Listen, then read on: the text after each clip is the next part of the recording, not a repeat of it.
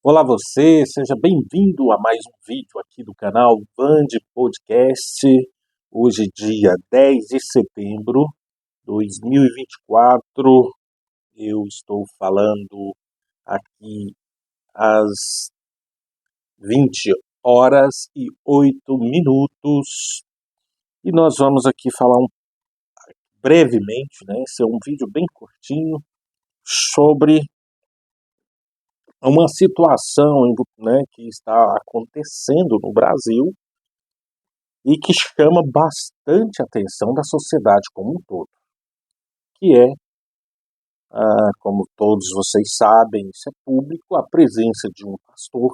Eu não vou falar o nome dele aqui, porque vocês sabem de quem eu vou falar, e que tem desafiado aí a justiça brasileira em todos os seus mecanismos, né, em todas as suas instâncias, em nome da defesa de uma pseudo, né, democracia que ele acredita e que, na verdade, não passou aí de uma tentativa de golpe de extrema-direita aprovada aí por esse segmento religioso, infelizmente. Né?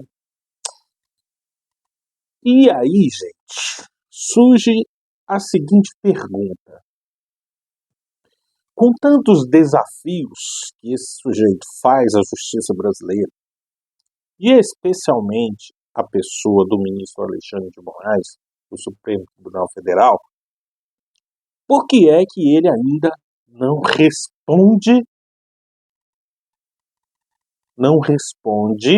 pelos seus atos de agressividade ao Supremo Tribunal Federal? E aí é bastante curioso, né? Porque provavelmente tem muita gente torcendo para que ele seja preso. E aí eu vou mais além e já vou entrar na resposta, né? É bem possível que ele também esteja torcendo para ser preso, como ele mesmo já falou em vídeos, tem aí na internet, se você for procurar, você vai encontrar, ele dizendo que tem, né, assim, o desejo de que o STF o prenda. E aí ele ameaça, porque aí vocês vão ver a força do povo evangélico no Brasil. E aí, já entrando na minha resposta, né? Gente, essas pessoas, eles são portadores de uma habilidade de oratória muito fácil. Né? E são possuidora, né, gente, de um delírio de grandeza absurdo, né? Tremendo. Isso é uma psicopatologia, né? Essas pessoas são portadoras aí de um transtorno chamado delírio de grandeza absurdo, né? Tremendo. Os caras acham que estão que realmente são anjos de Deus aqui na Terra, né? Então é um delírio de grandeza, um delírio religioso, um delírio de grandeza tremendo, né? O poder que tem sobre o conhecimento para a manipulação daquelas pessoas que são mais frágeis intelectualmente. Então você veja que essas pessoas, elas utilizam do mecanismo da fé para subjugar aqueles que são mais frágeis, tanto para conseguir os seus benefícios, né, financeiros, quanto o poder sobre essas pessoas. Ele exerce um domínio de poder sobre essas pessoas absurdo, porque é o pastor, né, digamos assim, é o cara, é o representante de Deus aqui na Terra.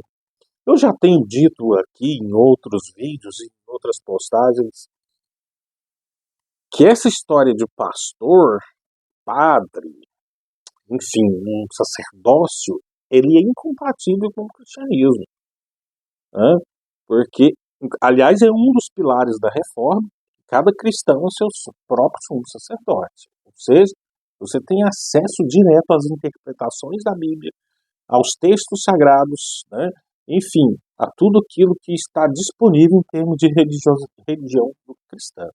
Mas esse sujeito, essa pessoa, ele instiga a justiça porque ele quer se tornar um mártir. A exemplo de outros mártires no passado que realmente tiveram que enfrentar a justiça e que, ao enfrentar a justiça, sofreram até morte, né, de diversas formas.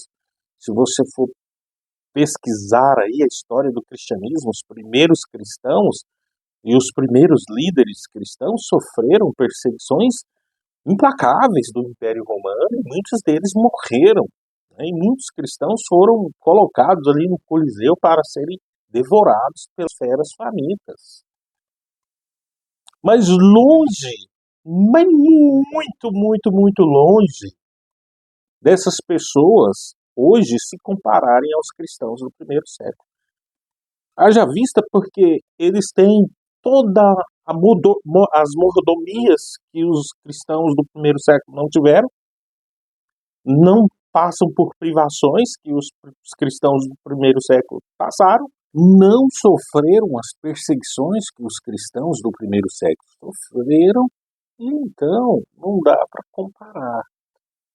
Então, o que esse cidadão tem feito é infringido a lei, a legislação brasileira, constantemente. Aí apoiado pelo seu também fiel aí, escudeiro, né, o ex-presidente. E aí essas pessoas estão, né, desafiando a justiça de uma forma tremenda, né? E aí você fica então se questionando, gente, por que essas pessoas ainda não foram presas? É simples, gente. No caso desse pastor, né, prendê-lo para ele seria uma honra, né? Porque Jesus disse que por causa do nome dele, os cristãos iam ser presos, jogados nas prisões e seriam perseguidos. E muitos deles sofreriam até a morte. E aí o cara vai pegar isso e o cara vai, sabe, se agigantar. E aí, infelizmente, temos uma cultura pobre, e principalmente uma cultura evangélica muito, muito pobre, principalmente os segmentos pentecostais e neopentecostais. Lamentável. E os tradicionais também, né? Tem muita gente tosca no meio tradicional também. Eles manipulam desde cedo. Eles começam com as crianças. E são manipulados, crescem, são manipulados. E por isso, gente. Então a justiça pesa aí, né, algumas coisas do contexto que vivemos, e aí precisa de mais coisas, né, provas bem que possa justificar uma prisão preventiva dessa gente, né? Mas para mim, na minha opinião, já passou da hora dessa gente ir pra cadeia. Já passou da hora. É isso aí. Eu sou Vanderlei Luiz de Souza, sou teólogo, ex-pastor batista e falo com você aqui através do meu podcast. Um grande abraço e até o próximo.